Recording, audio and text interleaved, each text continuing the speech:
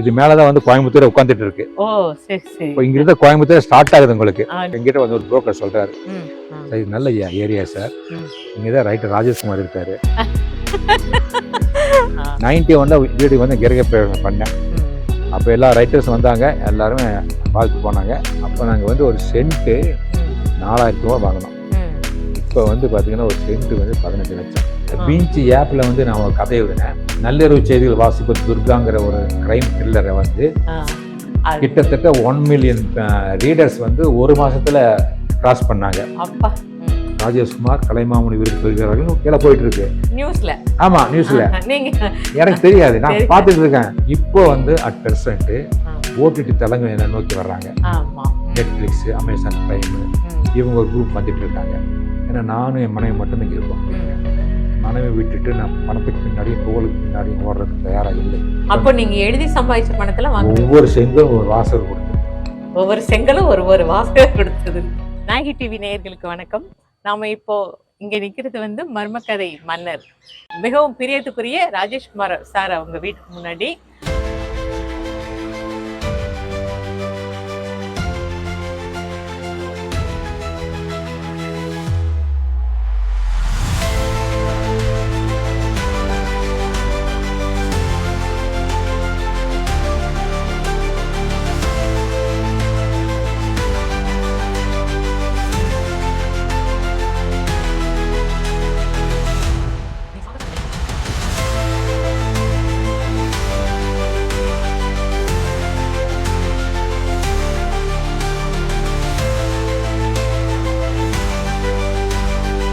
நாயகி நாயகர் அனைவருக்கும் என்னுடைய வணக்கம். இப்போ நீங்கள் இந்த பார்த்துருக்க வீடு வந்து 1989 வந்து கட்டினது. இந்த வீட்டை கட்டுறதுக்கு முன்னாடி பார்த்தீங்கன்னா இது வந்து ஒரு பெரிய பொட்டல் வெளியாக இருந்தது. இந்த வெறும் யாருமே வீடு கட்ட வராத ஒரு காலகட்டம் அது. ஏன்னா அரசுபுரத்தை தாண்டினால வந்து வீடுகள் இருக்காது. அப்படி நிலைமையில வந்து நான் துணிஞ்சு இந்த இடத்த வந்து வாங்கி கட்டணும். அந்த வீட்டு அப்போ வந்தபோது இங்க அவ்வளவு வீடுகளே இல்ல. இங்க இருந்து பாத்தீங்கன்னா அந்த அங்க இருக்கிற மெயின் ரோட் தெரியும். அது கிட்டத்தட்ட ஒரு 1/2 கிலோமீட்டர் மெயின் ரோட்ல வந்து பஸ் போயிட்டு வந்துட்டு தெரியும். இங்க வந்து வெறும் வந்து ஒரு மலைப்பாங்கதான். ஆமா, இது பாத்தீங்கன்னா மேற்கு தொடர்ச்சி மலையோட அடிவாரம். இது மேலதான் வந்து கோயம்புத்தூர் உட்காந்துட்டு இருக்கு. இப்போ இங்க இருந்து கோயம்புத்தூர் ஸ்டார்ட் ஆகுது உங்களுக்கு வடவள்ளி. இதனுடைய மெயின் இது என்ன சொன்னீங்கன்னா, மற்ற ஊர்களுக்கு 4 பக்கம் வழி இருக்கும். இது வந்து 3 பக்கம் தான். இந்த பக்கம் சென்னை, இந்த பக்கம் மைசூர், இந்த பக்கம் மதுரை இது போறது. இந்த பக்கம் டெட் எண்ட் பார்த்தா மலை தான் எங்களுக்கு காம்பவுண்ட் சுவர் மாதிரி. அதாவது மருதமலையோட சரி. அதனால இந்த இங்க இருக்கிறவங்களுக்கு என்ன வடவழியில லாரிகளே வராது. அதாவது போக்குவரத்துங்கிறதே வந்து இந்த பக்கம் கிடையவே கிடையாது. இங்க யார் குடியிருக்காங்களோ அவங்க மட்டும் கார்ல போவாங்க வருவாங்க. 2 வீலர்ஸ் 4 வீலர்ஸ் போவாங்க. தவிர அந்நியர்கள் வந்து ரோட்டை கிராஸ் பண்றதுக்கான பொல்யூஷன், ஜீரோ பொல்யூஷன். இந்த இங்க இருக்க காத்துக்கு வந்து ஓசன் நிறைய அதிகம். இந்த வடவழியில் இருக்கவங்களுக்கு ஆயுசும் அதிகம் சொல்லுவாங்க. 5 வயசு போனஸ். ஏன்னா காத்து கொடுத்திருக்காரு. உண்மையிலேயே ஆமா கண்டிப்பா அந்த ஏன்னா அந்த இயற்கையை அந்த வரத்தை கொடுத்துருக்கு. நீங்க நம்ப மாட்டீங்க, 5:30 மணிக்கு 6 மணிக்கு நீங்க வெளியே அந்த சுவாத்தை இன்ஹேல் பண்ணீங்கன்னா நுரையில இனிக்கும். நுரையில இனிக்கிற மாதிரி இருக்கும். நமக்கு அந்த அளவுக்கு ஃப்ரெஷ்ஷா இருக்கும். ஏன்னா எந்த பொல்யூஷன் வந்து அதாவது இங்க வந்து ஒரு சிம்னி கிடையாது. அதாவது வந்து ஒரு இண்டஸ்ட்ரி கிடையாது. அதனால புகைப்போக்கி கிடையாது. எல்லாமே வீடு பியூர்லி ரெசிடென்சியல் பெல்ட். எல்லாமே இங்க வந்து முக்கியம் வந்து என்ஆர்ஐ பீப்புள் தான். எல்லாமே வெல் ஆஃப். எல்லாமே பாத்தீங்கன்னா டாக்டர்ஸ். இப்போ பாத்தீங்கன்னா நம்ம யூனிவர்சிட்டி வைஸ் சான்சலர் ஒருத்தர் இருக்காரு, அவர் பாலகுருசாமி. அண்ணா யூனிவர்சிட்டியில இருந்த விசியா இருந்தார் அல்லவா, அவர் இங்கதான் வீடு கட்டிருக்காரு. அப்புறம் சில சினிமா நடிகர்கள் வந்து இங்க வீடு கட்டிருக்காங்க உள்ளுக்குள்ள. அவங்க தெரிஞ்சுக்கலாமா? மிஸ்டர் லிவிங்ஸ்டன் கட்டிருக்காங்க. அவர் நடிகை ஜெயபாரதி அவங்களுக்கு வீடு கட்டிருக்காங்க. அவங்க கேரளா நடிகை. அவங்களுக்கு வந்துட்டு போவாங்க. அப்புறம் சில பேர் வாங்கி போட்டிருக்காங்க இந்த ஏரியாவுடைய ஒரு இதை பார்த்து. ஆமா, இதுல வந்து மிகப்பெரிய ஒரு ஆச்சரியம் வந்து ஒரு 6 மாசத்துக்கு முன்னாடி வந்து இங்க ஒரு சைட் காலி சைட் இருந்தது. அந்த காலி சைட் வந்து எங்கிட்ட வந்து ஒரு புரோக்கர் சொல்றாரு, சார் அவருக்கு என்ன யாருன்னு தெரியாது அவருக்கு. நான் இங்க வெளியே நின்று இருக்கும் போது அவர் வந்து சொல்றாரு, சார் இங்க ஒரு சைட் இருக்கு, எதை வாங்குறா ஐடியா இருக்கான்னு எங்கிட்ட கேட்டாரு. நான் சொன்னேன் அப்படி எல்லாம் இல்லப்பா, ஐடியா இல்லை, நான் வீட்டை வந்து கட்டிட்டு வந்தாங்க, இனிமேல் வாங்குற ஐடியா இல்லை. சரி, நல்ல ஏரியா சார், இங்கதான் ரைட்டர் ராஜேஷ்குமார் இருக்காரு, பாலகுருசாமி இங்கதான் இருக்காரு, அவர் லிவிங்ஸ்டன் இங்கதான் இருக்காரு, இந்த மாதிரி எல்லாமே பிரபலங்களும் இங்கதான் சார் இருக்காங்க, நீங்க வாங்கி போடுங்க சார் அப்படின்னு பேசிட்டு இருக்கீங்கன்னு தெரியுதா? இல்ல நான் சொன்னேன், அவரு வந்துச்சு அப்படியா, அவர் தெரியுமா உனக்கு? சரி, இந்த கதையெல்லாம் எழுதுவாரு சார், கிரைம் கதையெல்லாம் அவர் தான் சார் அப்படின்னாரு. ஏன்னா அப்ப இருந்த தோற்றம் வேற, என்னுடையது இப்ப இருக்க தோற்றம் வேற, அதனால அவருக்கு தெரியல. அவருக்கு அவர் வந்து as a broker இந்த இடத்த எப்படி அவர் எப்படி மார்க்கெட்டிங் பண்றாருன்னா, பிரபலங்கள் இருக்கக்கூடிய இடம் அப்படிங்கறத வச்சு அவர் இது பண்றாரு. அது நினைக்கும் போது எனக்கு ரொம்ப பெருமையா இருந்தது. அதாவது ஒரு இடம் வந்து பிரபலங்களாலையும் வந்து அவரால் விற்கப்படுதுங்கிறது மிகப்பெரிய ஒரு விஷயம். அது இந்த இடத்தோட பிளஸ் பாயிண்ட். இந்த வீடு வந்து கட்டும்போது எல்லாருமே என்னோட சொந்தக்காரங்கெல்லாம் பயங்கர திட்டினாங்க. போய் வந்து பள்ளி கூட முட்டையிடாத ஒரு இடத்துல, பள்ளி கூட வாழ முடியாத ஒரு இடத்துல நீ வீடு கட்டுறேன்னு சொன்னாங்க. நான் சொன்னேன், இதையே 25 வருஷம் கழிச்சு நீங்க சொல்லுவீங்க, நான் வாங்காம போனேன்னு சொல்லுவீங்க. ஏன்னா இந்த இடம் வந்து நாளைக்கு எப்படி மாற போகுதுன்னு சொன்னீங்க. 2 காரணம்.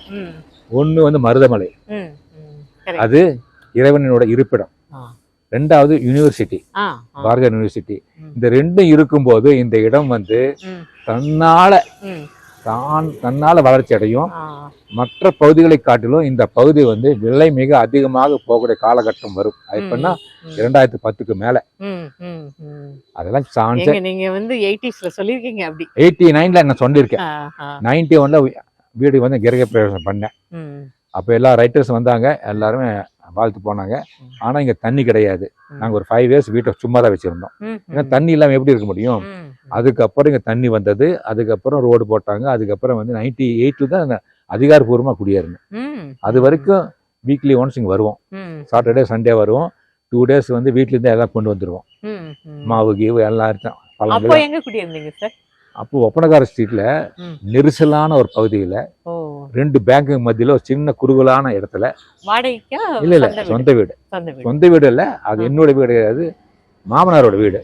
மாமனாருக்கு அவர் யாரும் இல்ல. அவருக்கு மாமனார் சொன்னார், நான் தனியா தான் இருக்கேன், அந்த வீடு கட்டி முடிக்கிற வரைக்கும் எங்க வீட்டுல இருங்க. அந்த இருந்தோம். ஆனா இங்க வர முடியாத சூழ்நிலை. அப்போ வந்து தண்ணி இல்லாத பட்சத்துல தண்ணி வர வரைக்கும் வெயிட் பண்ணோம். தண்ணி வந்த பிறகு இங்க வந்தோம். 98ல இருந்து இங்கதான் இருக்கோம். நாங்க இங்க வந்த பிறகு பாத்தீங்கன்னா காலனி மாறி மாறி அப்ப நாங்க வந்து ஒரு சென்ட் 4000 ரூபாய் வாங்கினோம். இப்ப வந்து பாத்தீங்கன்னா ஒரு சென்ட் வந்து 15 லட்சம். ஆமா. வீட்டுல போயிடலாமா?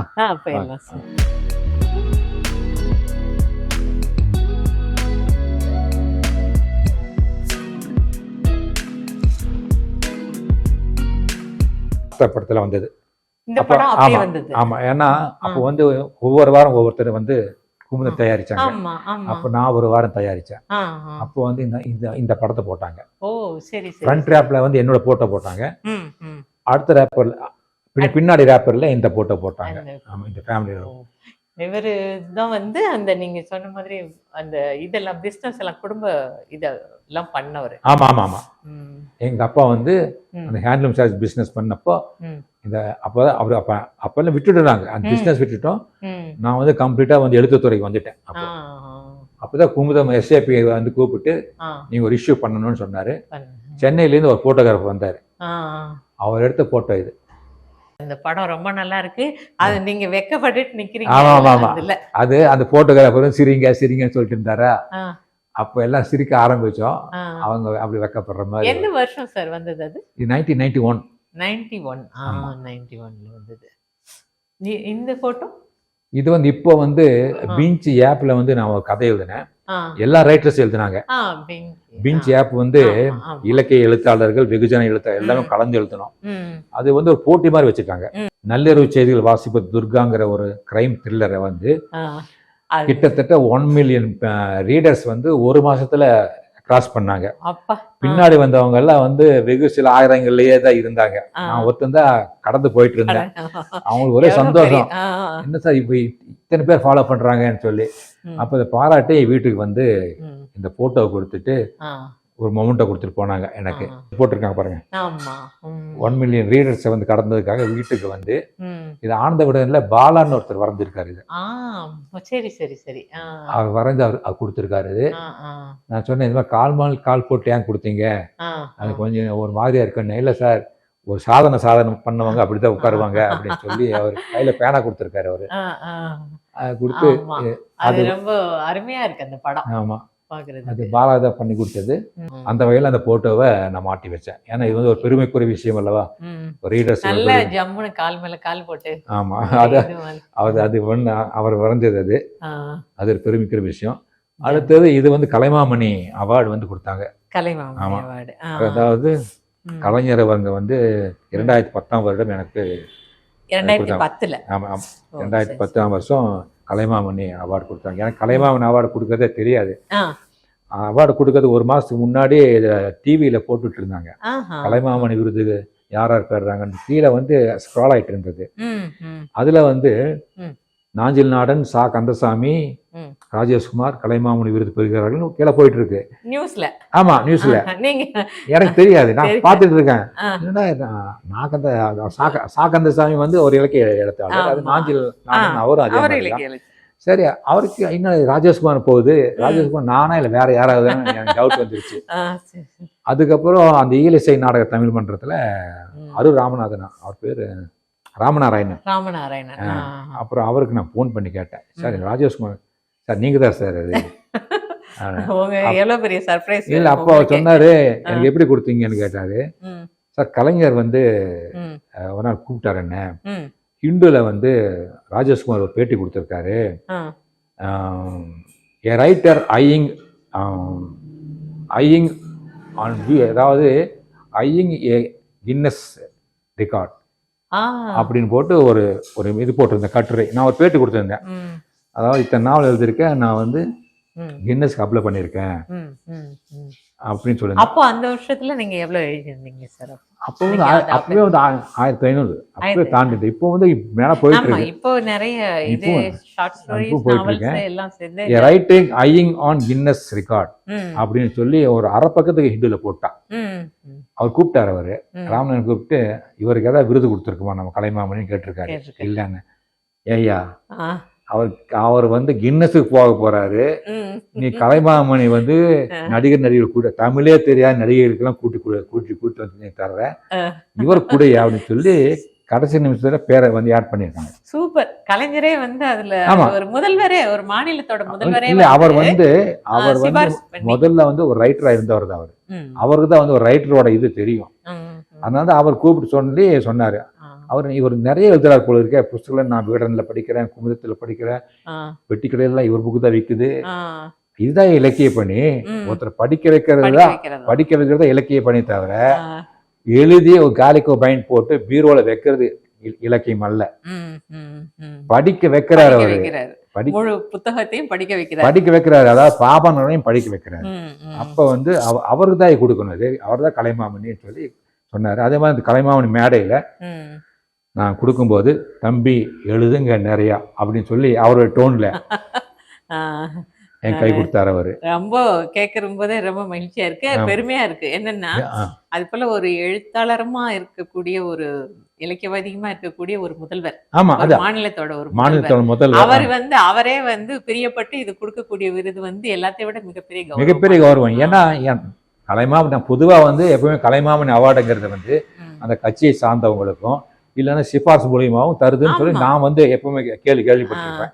ஆனா இப்ப அதையும் மீறி ஒரு கலைஞர் வந்து இன்னொரு கலைஞர் பாராட்டுற விதமா நான் வந்து டிவில பார்த்து அது ஒரு பெரிய சர்ப்ரைஸ். எல்லாமே கேள்விப்பட்ட வரைக்கும் நீங்க உங்களோட அத்தனையுமே வந்து அதுவா தேடி தேடி. ஆமா, அது எதுவுமே நான் தேடி போனது இல்லை, அது பாட்டு எழுதிட்டு இருப்பேன். அதே மாதிரி இந்த இது பாத்தீங்கன்னா 2001 வருஷம் டி ராஜேந்தர், விஜயகாந்த், இவர் பாத்தீங்கன்னா விஜயகாந்த் வந்து வானத்தை போல படத்துல ஷூட்டிங்ல இருந்து நேரா வந்தாரு. அப்போ வந்து நான் வந்து 1000வது நாவல் எழுதி முடிச்சிருக்கேன். ஆமா. அப்போ ராதுன்னு ஒருத்தர் இருந்தாருல்ல, அவர் தான் இந்த ஃபங்க்ஷன் பண்ணாரு. அவர் கூப்பிட்டு ஃபங்க்ஷன் பண்ணாரு. லேனா தமிழ்வாணன், டி ராஜேந்தர், இந்த பக்கம் பாத்தீங்கன்னா விஜயகாந்த், அப்புறம் இவர் வந்து பார்த்தீங்கன்னா தொலைக்காட்சி இயக்குனர். இவர் நடராஜன். அந்த பக்கம் மாலன் உட்கார்ந்துருக்காரு பாருங்க. மாலன் உட்கார்ந்துருக்காரு. இது வந்து சென்னையில நடந்தது. அதாவது 2000வது வருஷம் கலையரங்கத்துல நடந்தது. 2000வது வருஷம் அவங்களோட 1000வது நாவல். ஆமா ஆமா ஆமா. அந்த 1000வது நாவலும் பாத்தீங்கன்னா அதே எதுல வந்து நான் ஃபர்ஸ்ட் மாலைமதி நாவல் எழுதினோம். குமுதம். அதே குமுதத்துல 1000வது நாவல் டைனமைட் 98. கோவை நூலை வந்து 98ல வந்து கோவையில வந்து குண்டு வெடிப்பு நடந்தது. அதை பேஸ் பண்ணி எழுதினேன். டைனமைட் 98 அப்படிங்கிற ஒரு தலைப்புல 1000வது நாவல் எழுதினேன். அதுல போட்டிருந்தாங்க இவர் முதல்ல நம்ம குமுதம் குரூப்பை சேர்ந்த மாலைமதியில முதல் நாவல் வாடகைக்கு ஒரு உயிர் எழுதினாரு. இப்போ அதே குமுதத்துல 1000வது நாவலை எழுதுறாரு. 1980ல முதல் நாவல். 20 வருஷம் கழிச்சு 2000ல குமுதத்துல ஒரு நாவல் எழுதுற தொடர்கதை எழுதுறாருன்னு சொல்லி மேல போட்டிருந்தாங்க அவங்க. அப்படி அந்த ஒரு கௌரவம் கிடைச்சது. அப்ப ராது என்ன பண்ணாருன்னா ஒரு ஃபங்க்ஷன் நடந்தது உங்களுக்கு அப்படின்னு சொல்லி அவரே ஏற்பாடு பண்ணி கூப்பிட்டாரு. எல்லாம் தேடி வர்றதுதான். தேடி வந்தது எல்லாமே அதே மாதிரி இந்த லைன்ஸ் கிளப் இன்டர்நேஷனல் அவங்க வீட்டு தேடி வந்து நீங்க வந்து வொகேஷனல் அவார்டு, அதாவது அந்த துறையை சேர்ந்தவங்க, அது மருத்துவம், தொழில்துறை, கல்வித்துறை, எழுத்துத்துறை, அந்த துறையில நீங்க தான் உங்களுக்கு இந்த அவார்டு கொடுக்குறோம் அப்படின்னு சொல்லி இதை வந்து ஒரு ஃபங்க்ஷன் நடத்தி கொடுத்தாங்க. ஒவ்வொன்றுக்கு பின்னாடி ஒவ்வொரு கதை இருக்கு. இது எல்லாமே வந்து நான் எதுவுமே தேடி போனதில்லை. இது கூட பாத்தீங்கன்னா இது கூட அந்த இது வந்து என்னுடைய ஒரு வாசகர் வந்து ஒரு ஃபங்க்ஷன் நடத்தி கொடுத்தாரு. அதாவது நான் இந்த கலைமாமணி விருது வாங்கினேன் பாத்தீங்களா? ஆமா, அப்ப வாங்கினது இது. அப்புறம் யுவரத்னாங்கிற அவார்டு, இது வந்து கோயம்புத்தூர் ஜேசிஸ் அவங்க கொடுத்தாங்க. இது கோயம்புத்தூர்ல உங்களுக்கு அந்த மண்ணின் மைந்தரா உங்களுக்கு நிறைய அவார்டு. ஆமா.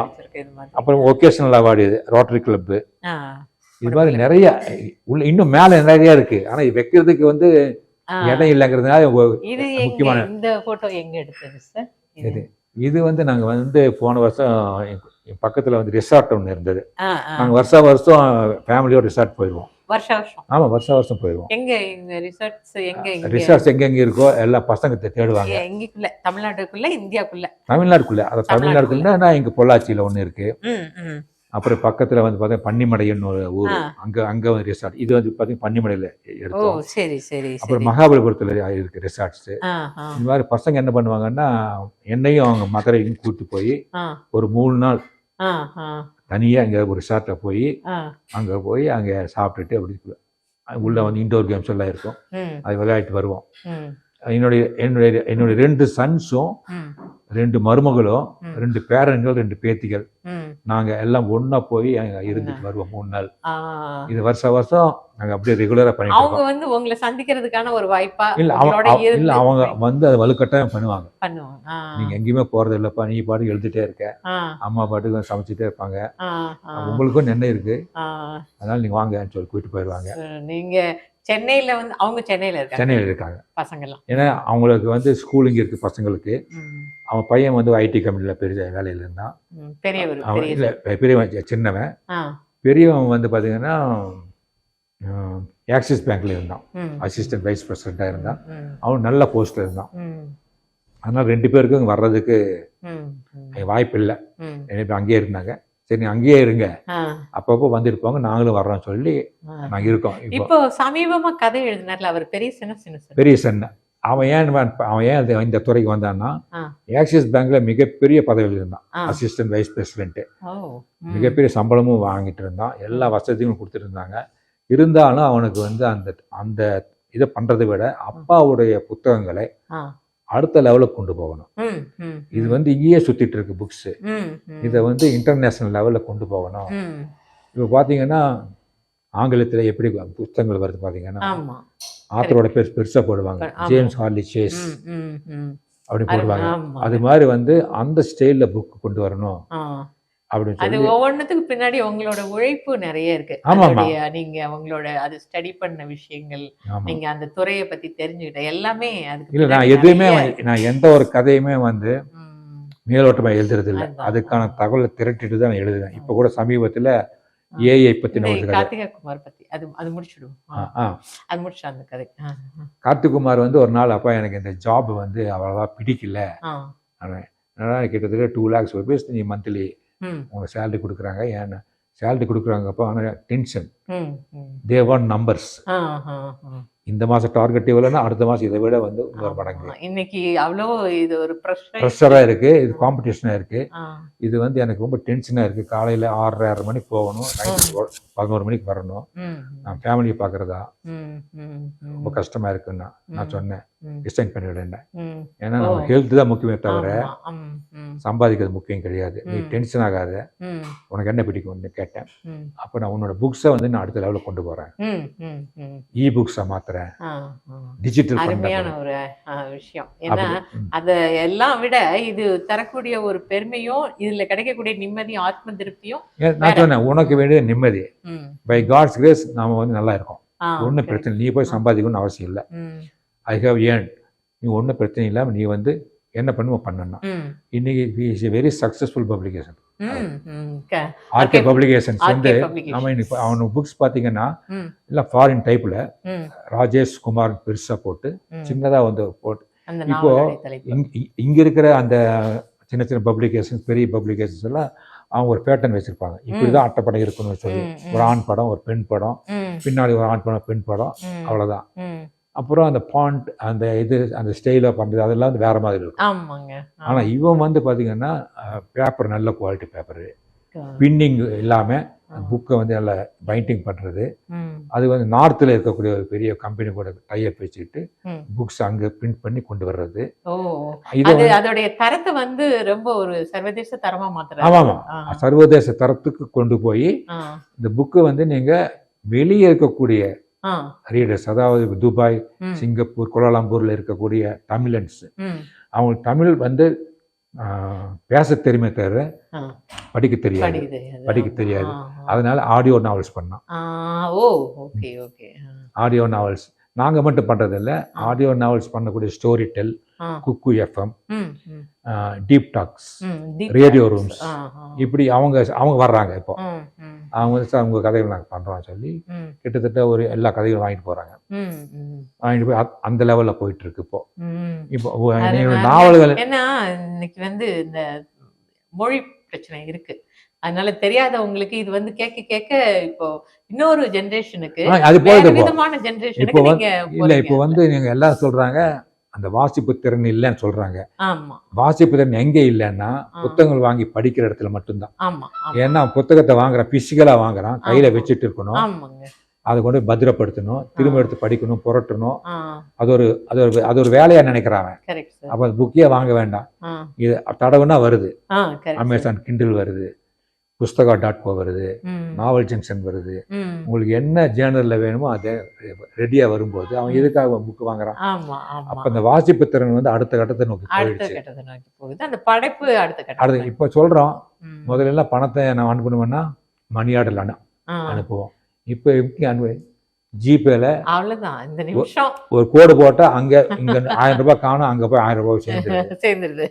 அப்போ நாம அந்த அதை இப்போ மணி ஆர்டர் இல்லையே அப்படின்னு நம்ம வந்து யாருமே சொல்றது இல்லை, எல்லாருக்கும் ஈஸியா சேர்த்திக்கிற விஷயத்தை பண்ணி. அது மாதிரி இப்போ இந்த வாசிப்பு திறன் எங்க போயிருக்கேன்னா, இப்போ என்னுடைய ஒரு கதையை வந்து ஒரு மாசத்துல 1 மில்லியன் பேர் படிச்சிருக்காங்கன்னா, எந்தெந்த நாடுகள்ல இருந்து எந்த நாடுகள்ல இருக்கவங்க படிச்சிருப்பாங்க. இத்தனைக்கும் அது வந்து வாசிக்கிற ஸ்டோரி தான். ஆமா, ஆடியோ கிடையாது.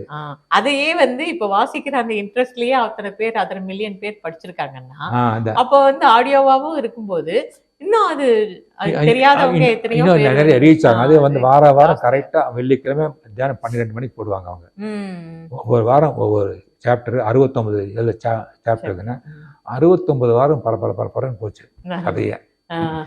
இப்ப வந்து பாத்தீங்கன்னா 4 மில்லியன் ஆயிருக்கு இப்போ. Super sir. அதே பிங் ஆப் நல்லது.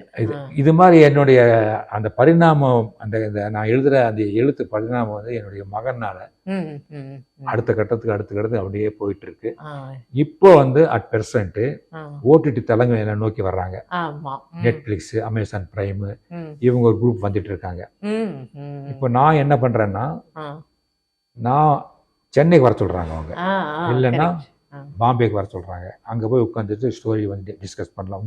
உங்கள் கதையை தான் சார், ம். கதையை வந்து பிளாக்காக பிரிக்கணும். ம், ம், அதுக்கு நான் சொல்லுவேன், நீங்கள் கோயம்புத்தூர் தான் வரணும். ம், ம், ஏன்னா நானும் என் மனைவி மட்டும்தான் இங்கே இருக்கோம் ம், வீட்டில். ம். என் மனைவி விட்டுட்டு நான் பணத்துக்கு பின்னாடியும் புகழுக்கு பின்னாடியும் ஓடுறதுக்கு தயாராக இல்லை. எவ்வளவு பெரிய விஷயத்த சிம்பிளா சொல்லிட்டீங்க சார். ஆமாம் வரி சார், இன்னைக்கு வந்து ஒவ்வொரு மனைவிக்கும் இருக்கக்கூடிய ஒரு கனவு அது.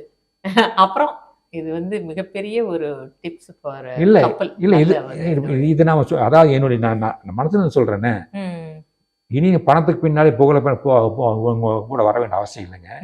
நீங்கள் வர்றதா இருந்தால் கோயம்புத்தூர் வாங்க. வீட்டு பக்கத்தில் ஒரு லாட்ஜ் ஒன்று இருக்குது, நிவேதனா கிராண்ட் ஒன்று இருக்குது. அங்கே ரூம் புக் பண்ணுங்க. காலையில் 10 மணிக்கு வர்றேன், சாயந்தரம் 4 மணி வரைக்கும் உங்க கூட உட்காடுறேன்.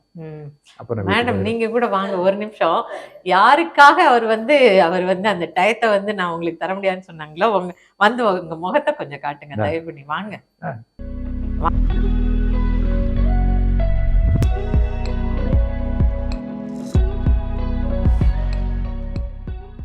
அவங்க இதுவரை யாருக்கும் ரொம்ப, ஆனா எனக்கு ரொம்ப, அதாவது நான் ஒரு பக்கம் எழுதினாலும் அதை படிச்சுட்டு தான் வெளியே போவோம்.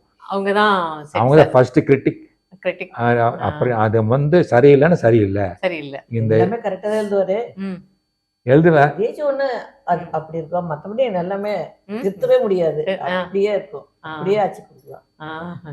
ரொம்ப நீங்க அது அவர் சொன்னது இப்போ சொன்னாரு, என் மனைவி வந்து அவங்களோட இருக்கிற அந்த நேரத்தை வந்து எனக்கு வந்து குறைச்சிக்க முடியாதுன்ட்டு. அது கேட்கும் போது எங்களுக்கே ஒரு மாதிரி ரொம்ப சிலிப்பா இருந்தது. நீங்க ஒரு மனைவியை நீங்க எப்படி ஃபீல் பண்றீங்க? ரொம்ப சந்தோஷம் தான், ரொம்ப சந்தோஷம் தான். ஏன்னா வந்து வெளியே போய் சம்பாதிக்கிறத விட வீட்டிலே இருந்துட்டு நம்ம பக்கத்துல இருந்தாக்கா அது நமக்கு நிச்சயமா ரொம்ப அது வந்து அவருடைய ஒரு ஒரு அந்த கணவரா உங்களுக்கு மிகப்பெரிய ஒரு இது இல்ல. அவர் வந்து கதை எழுதணும்னு என்கிட்ட தான் கொடுப்பாரு. அவரை கூட படிக்க மாட்டாரு, திருப்பி படிக்கிற டைமும் இல்ல. நீங்க எழுதுவீங்களா டைப் பண்ணுவீங்களா சார்? கையெழுத்து தான் இப்போ வரைக்கும். பாருங்க காட்டுறக்காரன் உங்களுக்கு. இப்போ நான் புதுசாக எழுத போறேன் கதையை. தினமலருக்கு எழுதக்கூடிய ஒரு கதை, சுவாசிக்க நேரம் இல்லை. இப்பட்டு சுவாசிக்க நேரம் இல்லை அப்படின்னு சொல்லிட்டு இப்போ புதுசா தினமலர்ல எழுதக்கூடிய ஒரு கதை. இன்னமும் ராஜேஷ்குமார் அவர்கள் வந்து கையெழுத்தா தான் எழுதுறாரு. அதை எழுதி அவர் நீங்க ஸ்கேன் பண்ணி அனுப்பிச்சு விட்டுறீங்க? ஆமா, ஸ்கேன் பண்ணி அனுப்பிச்சு விட்டுறாரு பத்திரிகைகளுக்கு. டக்குன்னு உடனே போய் சேர்ந்துருது. எழுத்து ரொம்ப நீட்டா, ஒரு அடித்தல் திருத்தல் கூட இல்லாம எவ்வளவு அழகா இருக்கு பாருங்க. ஒரு அடித்தல் திருத்தல் கூட இல்லை, அவ்வளவு நீட்டா அழகா இருக்கு.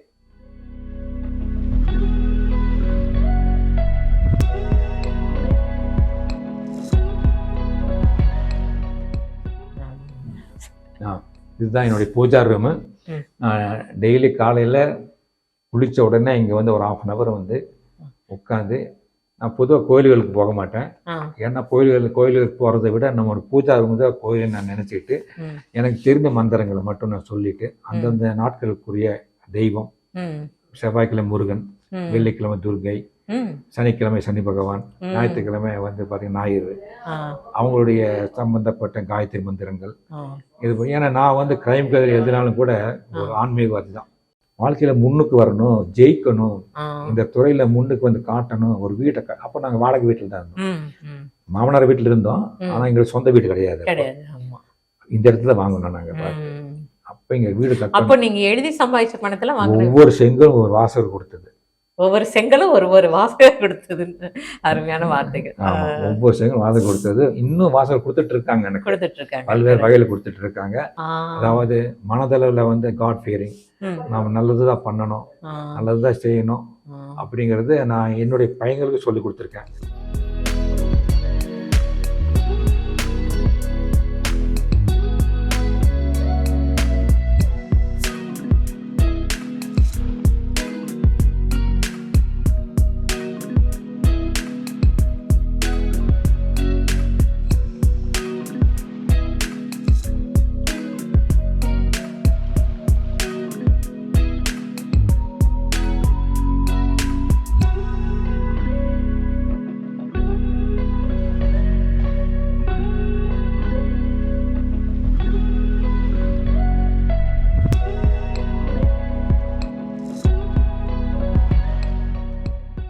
இதுதான் நீங்க எழுதுற டேபிள். ஆமா, இது எழுதுற டேபிள். பூஜை இது வந்து அது வந்து மெயின் பூஜா ரூம், இது வந்து மினி பூஜா ரூம். ஆமா, எழுதும் போது இதுதான் இங்க எழுதும் போது இங்க எல்லா சாமிகளும் இருக்கும். பாருங்க, காசி சொம்பு, அது மேல வந்து ருத்ராட்சம். இது கூட ஒரு வாசகர் கொடுத்ததுதான். இல்ல, இது நமக்கு உங்களுக்கு உள்ள வந்து ஒரு உணர்வை வந்து நீங்க உங்களுக்குள்ள உங்களையே மறக்கக்கூடிய ஒரு தெய்வீக உணர்வை கொடுக்குது. இப்போ நீங்க சொல்றீங்களா, ஏன் பெரிய விஷயங்களை இவ்வளவு சிம்பிளா சொல்றீங்கன்னு சொல்லி. கடவுளுக்கு முன்னாடி ஒண்ணுமே இல்ல, அதெல்லாம் ஒண்ணுமே இல்ல நினைப்பேன். அதுதான் உங்களுக்கு அந்த ஒரு பரிபக்குவத்தை கொடுத்துட்டு. ஆமா ஆமா, அதேதான். மிச்சம் சொல்லுவாங்க, எனக்கு இவ்வளவு சிம்பிளா எடுத்துக்கிறீங்க எல்லாத்தையும். சரி, இது ரொம்ப கஷ்டப்படுத்துட்டா என்ன பிரயோஜனம்? கஷ்டப்படுத்த உன்னோட உடம்பு தான் கேடும், மனசு கேடும். அதனால என்ன பிரயோஜனம்? ஒரு பைசா பிரயோஜனம் கிடையாது. ஈஸியா எடுத்துப்பாரு, ஒண்ணுமே இல்ல. இது ஏதாவது பசிக்கும் போது இந்த மாதிரி ஸ்நாக்ஸ் எடுத்துக்குவேன். நான் வந்து பஜ்ஜி, போண்டா, முறுக்கு கிறுக்கெல்லாம் சாப்பிட மாட்டேன். பாதாம், பிஸ்தா, பாதாம், நிலக்கடலை வந்து ஆமா நிலக்கடலை இருக்கு. ஆமா, அது நிலக்கடலை, பிஸ்தா, நிலக்கடலை, இது கொஞ்சம் பிஸ்தா, பாதாம். அது போல இங்க வந்து பாதாம் இருக்கு. பாதாம் இருக்கு. அதே போல இது கூட இது அந்த இது நினைக்கிறேன், சீவல். ஆமா, இது வந்து கருவேப்பிலை. ஏதோ போட்டு சாப்பிடுவாங்க தண்ணியில. கருவேப்பிலை சார், இது கருவேப்பிலையா? காய்ந்த கருவேப்பிலை. இது சாப்பிடுறதா? இது தண்ணியில போட்டுருவோம். தண்ணியில போட்டு அந்த தண்ணி குடிப்பீங்க? ஓ, நல்ல காய வச்சு வச்சிருக்காங்க கருவேப்பிலைய. அவங்க அத தண்ணியில போட்டு குடிக்கிறாரு. அருமை, அயன் எல்லாமே ரொம்ப இது வித்தியாசமா நான் எதிர்பார்க்காதது. இந்த இடம் வந்து இந்த போல அமைஞ்சிருக்கும்னு சொல்லிட்டு பாருங்க. அதே பாத்தீங்கன்னா ஒரு வாசகர் இது மாதிரி எழுதி கொடுத்திருக்காரு. சங்குல ராஜேஷ்குமார், சங்குல ராஜேஷ்குமார் அப்படின்னு சொல்லிட்டு சங்குல வந்து அது இருக்கு.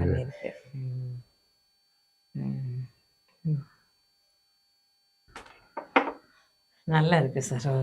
எல்லா இடத்துலயும் ஒரு இது உண்மையின் மனம் கமிழுது, தெய்வீக மனம். இம்பியாஸ் யூனிவர்சிட்டியில பிஇ டிசைன்ஸ் படிச்சிட்டு இருக்கான்.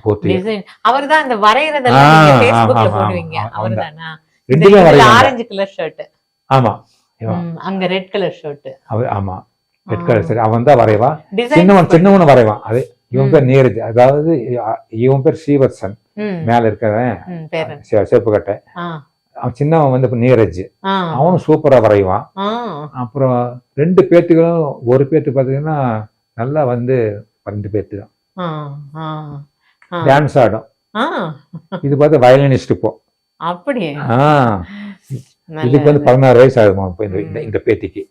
இந்த பேத்திக்கு 16 வயசு, அந்த பேத்திக்கு இப்போ 10 வயசு. அவரே பெரிய பேரனுக்கு இப்போ வந்து 21 வயசு. அதான் டிசைன்ஸ் காலேஜ்ல. ஆமா ஆமா ஆமா, பிடிஎஸ் 21 வயசு. இவனுக்கு 15 வயசு. பி டிசைன்ஸ்னா என்ன படிப்பு? அனிமேஷன், அதாவது விஎஃப்எக்ஸ் அப்படி இருக்காங்கல்ல சினிமா படங்கள்ல, அதை வந்து அது சம்பந்தப்பட்ட கோர்ஸ். நல்ல கோர்ஸ் அது.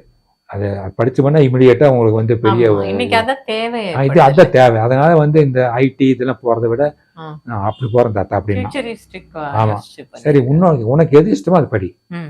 எந்த துறை வேணாலும் நம்ம மேல வரலாம். ஆனா அந்த துறையில வந்து புதுசா ஏதாவது சாதிக்கணும். இது வந்து படுக்கையறை கம். ஆமா ஆமா, நான் வந்து எழுத உட்கார்ந்தா படுக்க மாட்டேன். சாப்பிட்ட உடனே எப்படியும் 2 to 4 தூங்கியே ஆகணும். மத்தியானம் தூங்கியே ஆகணும். அது என்ன வேலையும் சரி, 1:30 மணிக்கு சாப்பிட்டு முடிப்பேன். 1:45 வருவேன். கொஞ்சம் பார்ப்பேன் என்னென்ன வந்திருக்கு. ஆனா ஒரு நாளைக்கு வந்து செல்போன் 1 மணி நேரம் தான் பார்ப்பேன். அதாவது 1 மணி நேரத்துக்கு ஒரு தடவை எடுத்து 5 நிமிஷம் பார்ப்பேன். ஆனா நீ தெரியும், தெரியும். அது எப்ப எழுதுனா நைட்ல எழுதுவேன். அது என்ன பாதித்த விஷயமா இருக்கணும். சும்மாவது சினிமா பத்தி எழுத மாட்டேன். ஒரு நிகழ்ச்சி பாதிக்குதுன்னு அதை பத்தி எழுதுவேன். இல்ல ஒரு புதிய தொடர்கதை வருதா, அதை பத்தி ஒரு சின்னதா போட்டு, ஏன்னா வாசகர் நிறைய பேர் எதுல வருதுன்னு தெரியல அவங்களுக்கு, அதனால வந்து போட்டு விடுவேன். அதுக்கு நிறைய ரெஸ்பான்ஸ் வரும். இப்ப புதுசா மாதநாள் ஒண்ணு வந்திருக்கு ராணிமுத்துல அப்படின்னா போய் கடையில போய் வாங்குவான். இப்ப இந்த அது போடுறீங்க, நீங்க உங்களோட அனுபவங்களும் போடுறீங்க. ஆமா ஆமா அது ஒரு டிபார்ட்மெண்டல் ஸ்டோர்ல ஆமா ஆமா ஆமா. இது வந்து போன 6 மாசம் முன்னாடி நடந்தது. உடனே போட்டா அவங்க வியாபாரம் பாதிக்கும். பேரும் சொல்லக்கூடாது. ஒரு 6 மாசம் கழிச்சு பார்த்தா அந்த கடையே புலி விழுந்து போச்சு. அப்புறம் தான் இதை பத்தி போடணும். நாம மற்ற கடைக்காரங்களுக்கு ஒரு எச்சரிக்கை நான் பதிவு போட்டேன். இல்லைன்னா போடக்கூடாதுன்னு நினைச்சேன். ஆனா அந்த பதிவு போட வச்சிருச்சு. ஆனா அதை யாரும் என்ன சொல்லல. நான் வடவழியில் ஏகப்பட்ட இருக்கு, ஏதோ நினைச்சிட்டு போகட்டும். நாம் யாரும் உங்க அனுபவங்கள் நீங்க சொல்றதுங்கிறது அது ஒரு மற்றவங்களுக்கு வந்து ஒரு இது கொடுக்கும், எச்சரிக்கை உணர்வு. நல்ல சரியான நபர்கிட்ட இருந்து நமக்கு கிடைக்குது அப்படிங்கிற ஒரு இதை பார்த்தா மற்ற இதை படித்த மற்ற டிபார்ட்மெண்ட் ஸ்டோர் எல்லாம் என்ன சொல்லுவாங்க, ஸ்டாஃப் எல்லாம் கூப்பிட்டு பாரு என்ன எழுதிருக்காரு பாரு அதனால ஒரு நல்லது நடக்குது. நடந்தது சார் வாங்க நீங்க அவங்க தான் எங்களுக்கு புக்கு அப்படியா?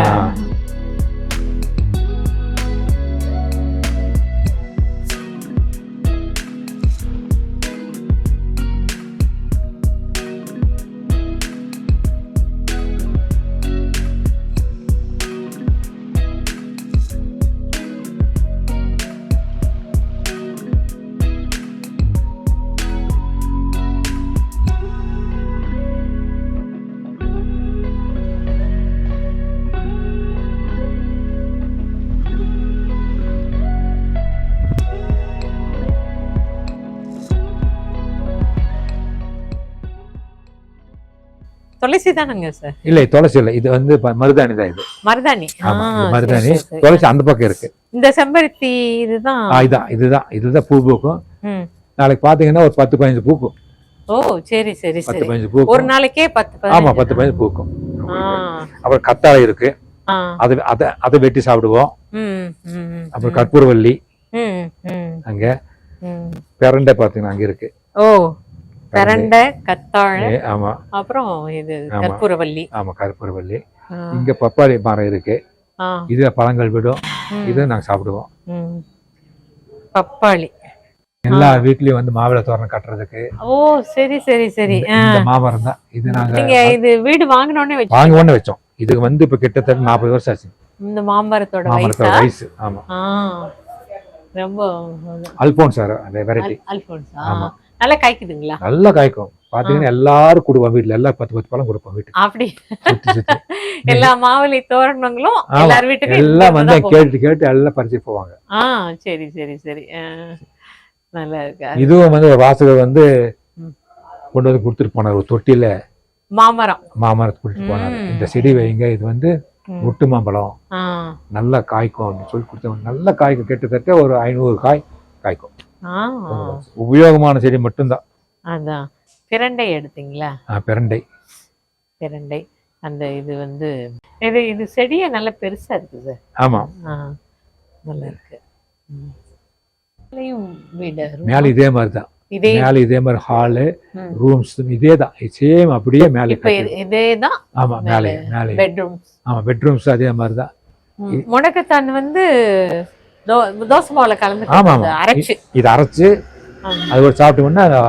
மஞ்சள் கிழங்கு கூட வச்சிருக்கீங்க? ஆமா, இது இருந்து பறிச்சுதான் அதுல போடுவோம்.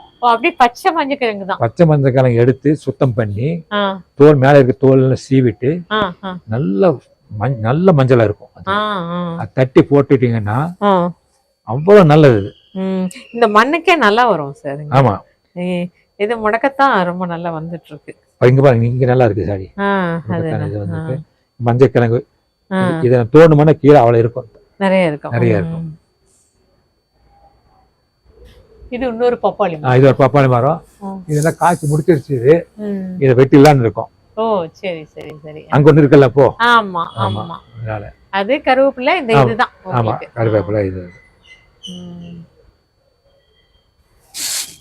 அது வந்து இந்த அங்க முன்னாடி இருக்கிற அந்த மரம் என்ன சொல்றது, இந்த மரம் கிறிஸ்மஸ் ட்ரீம்பாங்க. Christmas tree. ஆமா, அது சின்ன செடியா கொண்டு வந்து வச்சது நீ பெரிய மரமாயிடுச்சு. ஆனா எல்லாரும் சொல்றாங்க as per வாஸ்து அது நல்லது.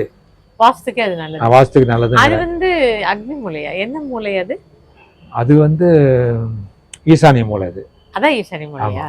ஆமா, நல்லது, கரெக்ட் தான். அங்கதான் நீர் கூட இருக்கு போல இருக்கு. கிறிஸ்டியன்ஸ் எல்லாம் பார்த்தா ம்.